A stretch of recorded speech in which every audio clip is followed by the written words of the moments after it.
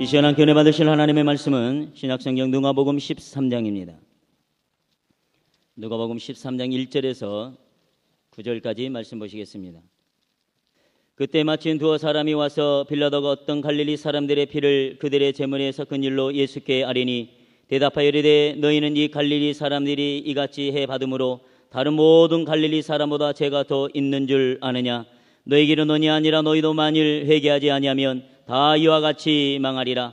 또 실로암에서 망대가 무너져 치어 죽은 88사람의 예루살렘에 거한 다른 모든 사람보다 죄가 더 있는 줄 아느냐? 너희에게는 논이 아니라 너희도 만일 회개하지 아니하면 다 이와 같이 망하리라. 이에 비유로 말씀하시되 한 사람이 포도원에 무화과 나무를 심는 것이 있더니 와서 그 열매를 구하였으나 얻지 못한지라. 포도원지기에게 이르되 내가 3년을 와서 이 무화과 나무의 열매를 구하되 얻지 못하니 찍어버리라. 어찌 땅만 버리게 하겠느냐? 대답하여 이르되 주인이여 금년에도 그대로 두소서. 내가 두릅하고 거름을 줄이니 이후에 만일 열매가 열면 좋거니와 그러지 않으면 찍어버리소서 하였다 하시니라. 아멘. 이제 시온성가대가 찬양으로 하나님께 영광 돌리겠습니다.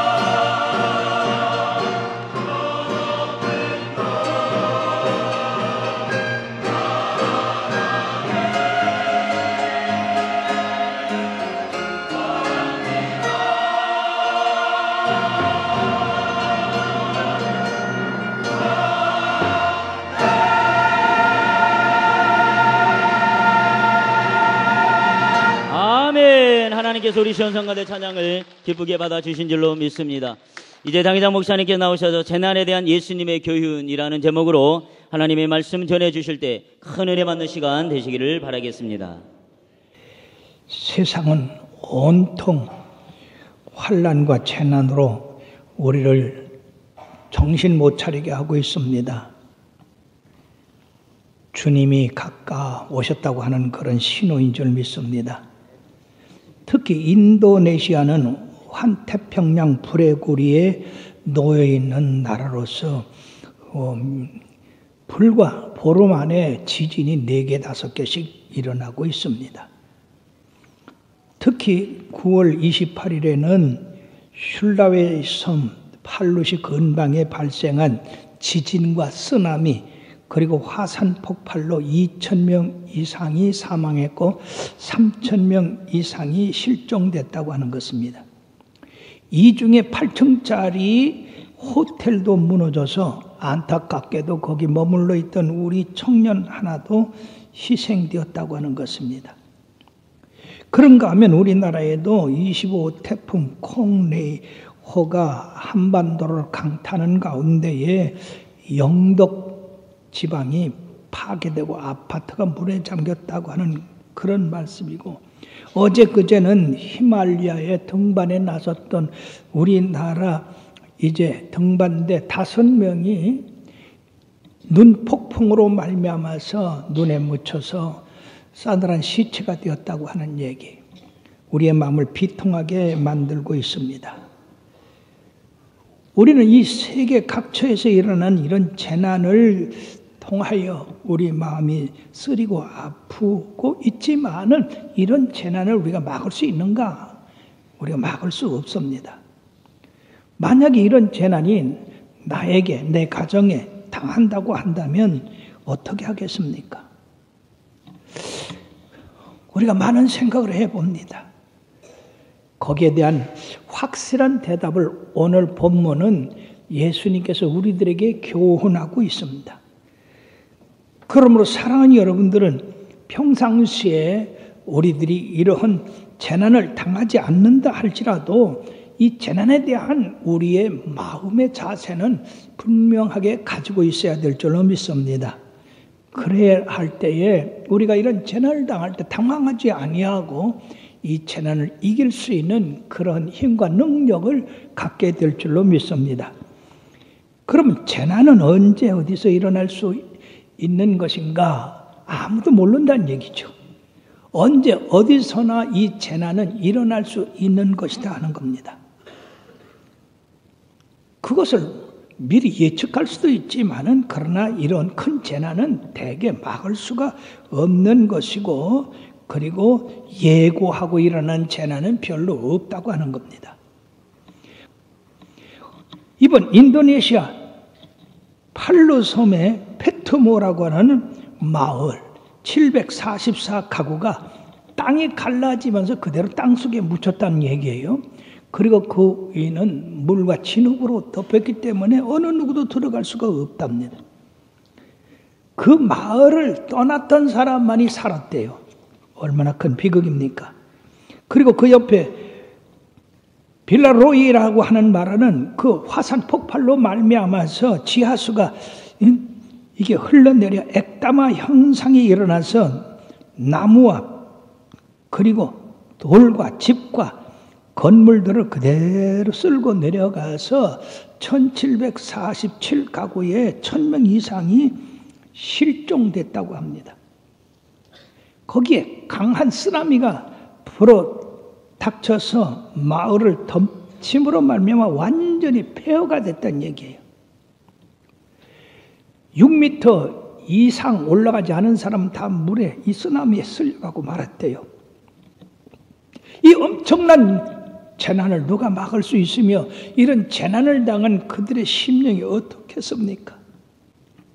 이런 예를 들려면 한이 없습니다. 어쨌든 간에 우리들이 재난에 대한 대비책을 우리들 자신들이 갖고 있어야 된다. 우리들은 이게 내륙에 있기 때문에 쓰나미가 당할 리가 없고 지진도 당할 리가 없고 뭐 화산 폭발도 당할 리가 없으니까 우리는 안전하다라고 할 줄 모르겠으나 여러분들이 재난이라고 하는 것은 생각지 않은 곳에 누구나에게 임하는 거예요. 두뇌가 자다가 아침에 일어나서 남편이 일어나지 않으므로 깨웠더니 남편이 죽어 있더래요. 누가 이거 예상이나 했겠습니까? 그러므로 우리는 이 재난을 대비해서 준비해야 되는데 무엇보다도 이런 육신의 준비가 아니라 영적 준비를 해야 된다고 성경은 가르치고 있습니다. 마태복음 24장 35절 36절에 보니까 천지는 없어질전정 내 말은 없어지지 아니하리라. 그러나 그날과 그때는 아무도 모르나니 하늘의 천사들도 아들도 모르고 오직 아버지만 아시느니라.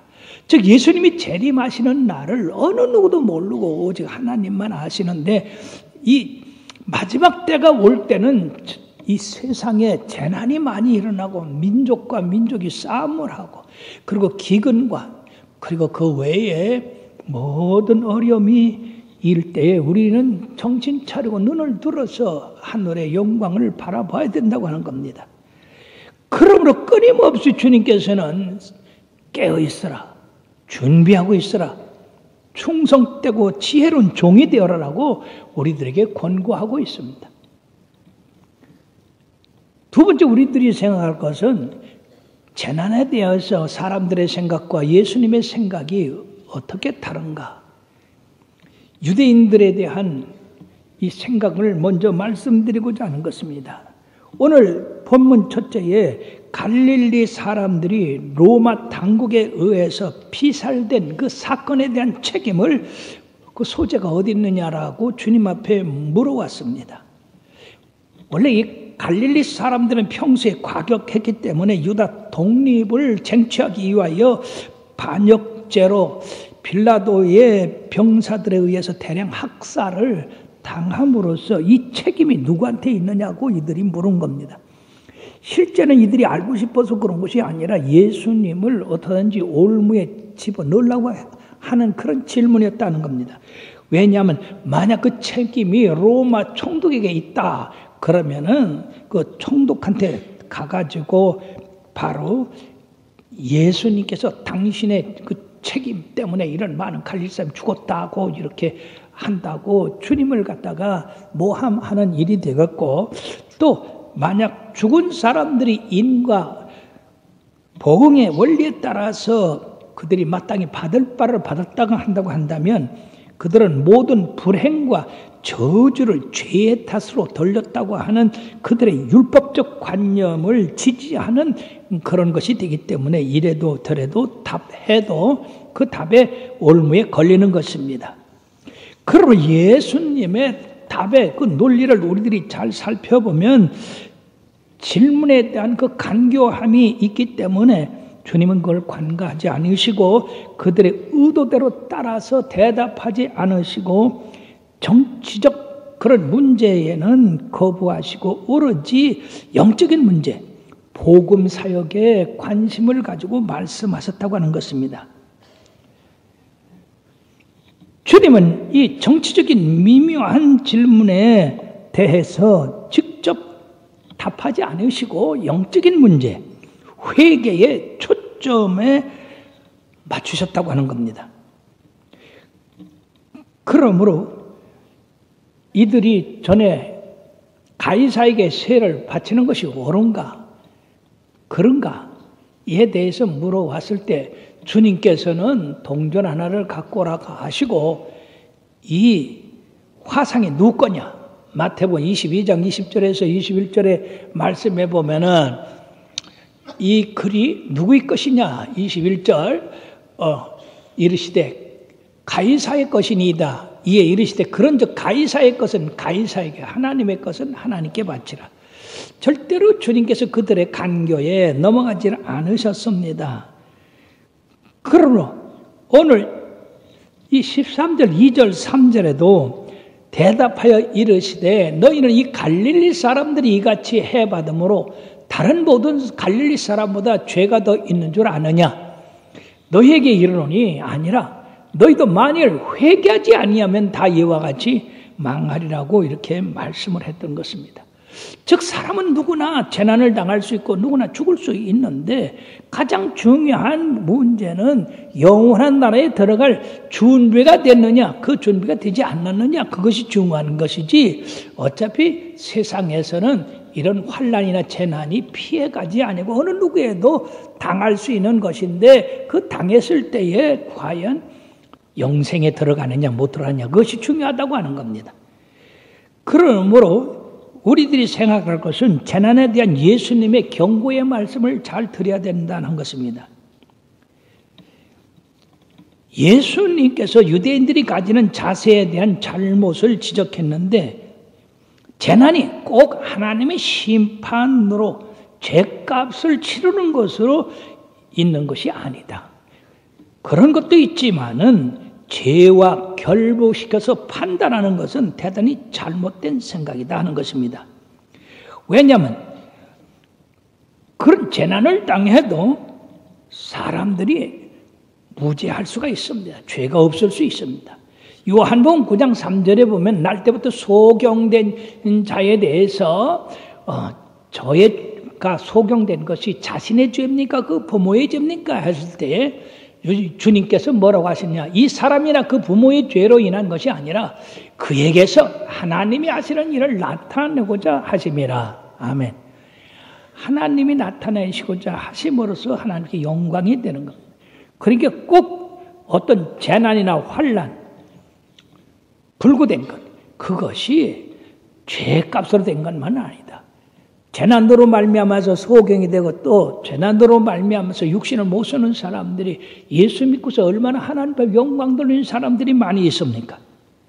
그러므로 이 유대인들이 재난에 대해서 자기들은 재난을 당하지 않았기 때문에 재난당하는 사람은 죄를 져서 그렇다.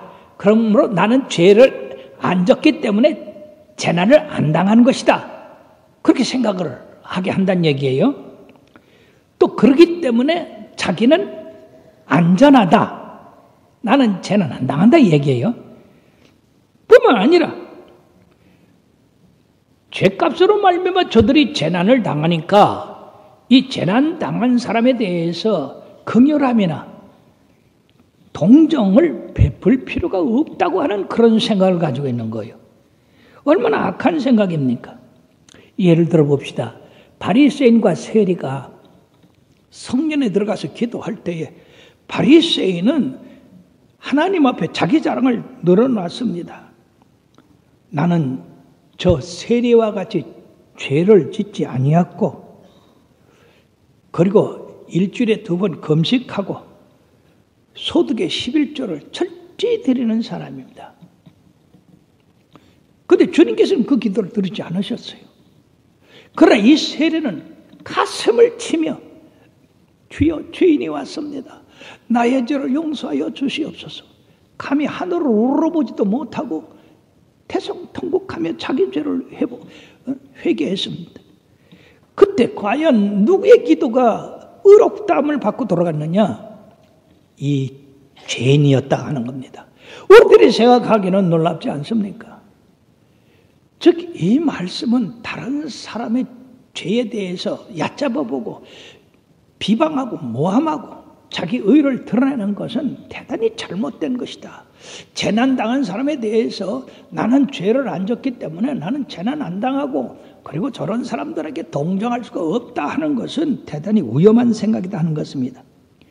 그러므로 주님의 말씀은 인간에게 당하는 이 재난은 누구에게나 언제 어디서나 당하는 것이기 때문에 인간이 그거에 대해서 항거할 수가 없다고 하는 겁니다.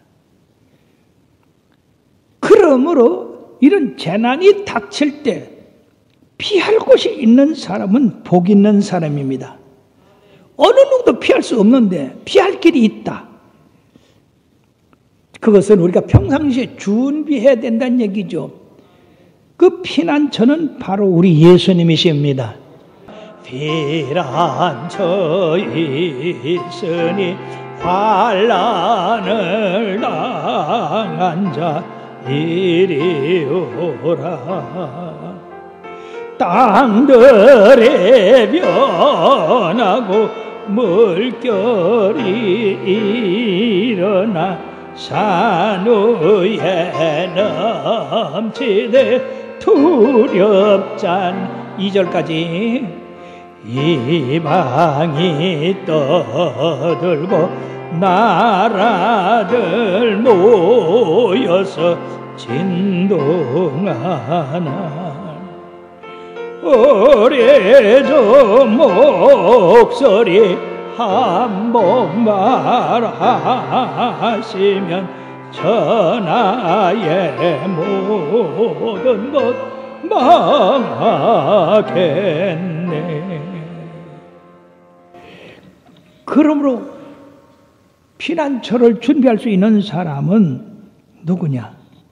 그것은 예수 그리스도로 말미암아 회개하여 내 죄 사함 받고 그 이름이 하늘의 생명책에 기록된 사람이다 하는 것입니다.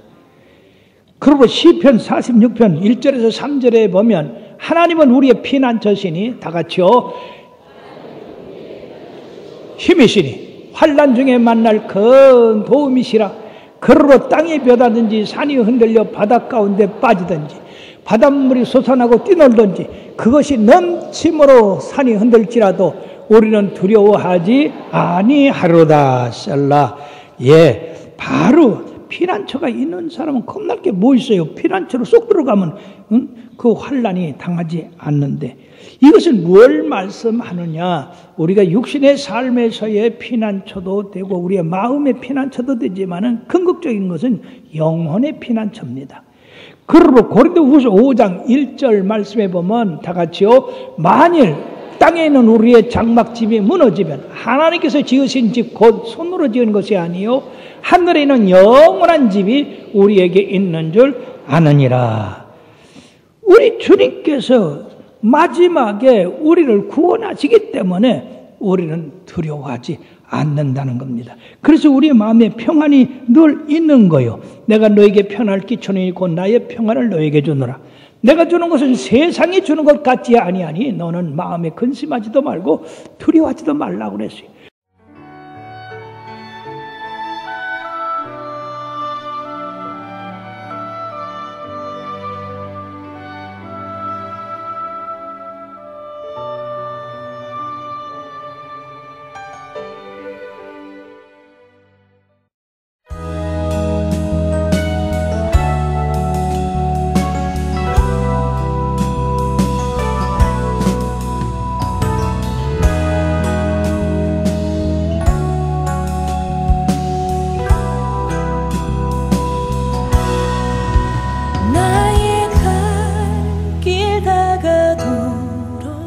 예수 인도하시니 내 주 안에 있는 그늘 어찌 의심하리요. 믿음으로 사는 자는 하늘 위로 받겠네. 무슨 일을 만나든지 만사형통하리라. 무슨 일을 만나든지 만사형통하리라.